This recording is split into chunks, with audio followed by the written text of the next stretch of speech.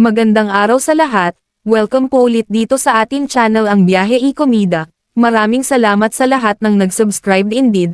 Punta tayo sa ating topic, March 31, 2026. Barbie Imperial says BF's mother Annabel Rama is, sobrang bait. Barbie Imperial on boyfriend Richard's mom, I love Tita Annabel.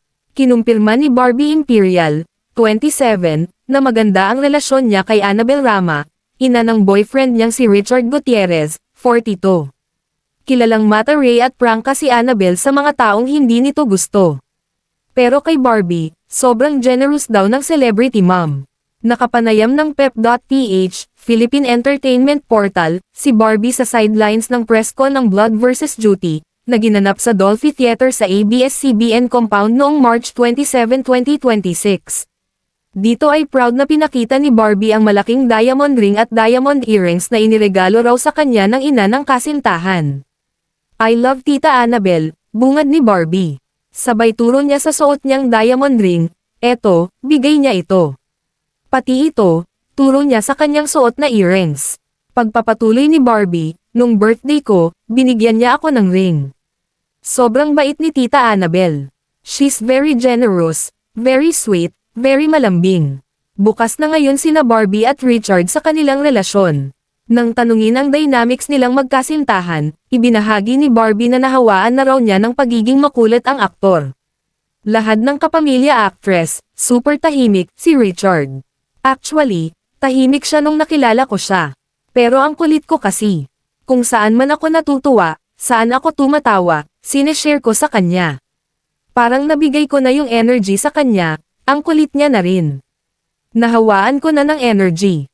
Ayon pa kay Barbie, hindi niya masasabing advantage na pareho silang nasa showbiz ni Richard para maging maayos ang kanilang relasyon. Dahil, hindi rin naman smooth, yung mga relasyon ng aktres sa ex-boyfriends niya na galing showbiz gaya niya. Pero sa kaso nila ni Richard, nakatulong daw ang 15-year age gap nila. Siguro sa edad, malayo yung edad. Hindi naman lahat, pero sa experience ko lang, mas alaga, nagaguide ako at nakikinig ako kasi there are times di ako nakikinig. Sobrang alpha ko, feeling ko, strong, independent woman. With him, I listen, saad ni Richard. Si Richard ay hiwalay sa kanyang asawa na si Sara Labati, kung saan mayroon siyang 2 anak na lalaki. Magkatambal sina Richard at Barbie sa Blood vs. Duty, ang bagong action drama series ng ABS-CBN. Lubos ang saya ni Barbie na magkasama sila ni Richard sa isang show, lalo't ito raw ang kauna-unahang primetime series niya na siya ay lead actress. Actually, nung nalaman ko, I'm so happy, sobrang happy and excited, kasi isa rin sa mga pangarap ko, of course, ay makatrabaho siya. Finally, nagkatotoo naman, sobrang happy, sabi ng aktres.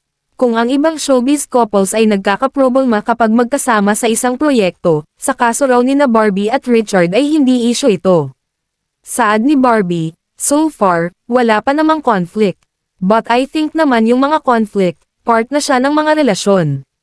As long as na hindi naman siya dinadala sa set, na professional kami, I think that's okay. Nabigay ko na yung energy sa kanya. Kulit niya na rin. Nahawakan mo ng energy. Nahawakan ko na ng energy. Pero pag misconception na ibang tao, hindi siya sa plano. Hindi naman. Hindi po. Nice, very nice, very gentleman. How's your relationship around Tita Annabel, kay Rufa. How is she? How is I she? love Tita Annabel. So, eto, bigay niya to. Wow! Tita Annabel, nung Pa-picture birthday naman. ko, binigyan niya ako ng ring. Sobrang bait ni Tita Annabel. She's very generous, very sweet, very malambing. Talaga? Tingnan naman ng regalo. Ang ganda na Picture naman. Oo nga, Mare. Kaya, Pangalan ko lang, Mare. uy! Inuuna. Ang sana ilang bato yan, Mare. Thank you, Tita. Ano yung regalo sa'yo yan, Mare? Birthday ko po. No? Pero ito din. Ang regalo nila sa'yo yan. Very generous mo. Very generous. Yeah. Bisitahin ang website ng Pep.ph, para sa kabuuan ng artikulo, panoorin ang buong video sa Bixbuzz at Kapamilya Kingdom YouTube channel at mag-subscribe. E-click ang mga link sa description box. At yan ang ating latest showbiz chika update for today. Huwag kalimutan mag-subscribe, i-click ang notification bell for more showbiz chika updates at suportahan po ang ating Facebook page. Maraming salamat sa lahat ng nag-subscribe indeed, magandang buhay sa lahat, Adios!